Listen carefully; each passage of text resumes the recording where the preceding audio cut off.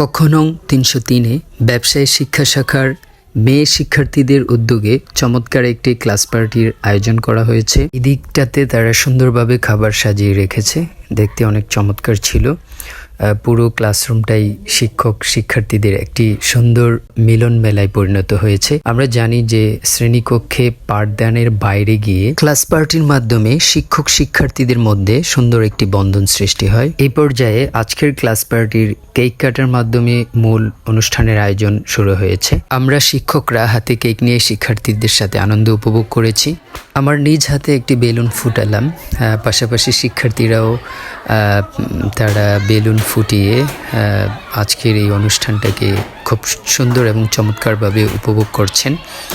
একটা সুন্দর পরিবেশ সৃষ্টি হয়েছে, শিক্ষক শিক্ষার্থীদের একটি মিলন মেলা ঘটেছে। সর্বোপরি খুব সুন্দর একটি ক্লাস পার্টি সম্পন্ন হয়েছে। সর্বশেষ খাবার বিতরণের মাধ্যমে অনুষ্ঠান সমাপ্ত হয়।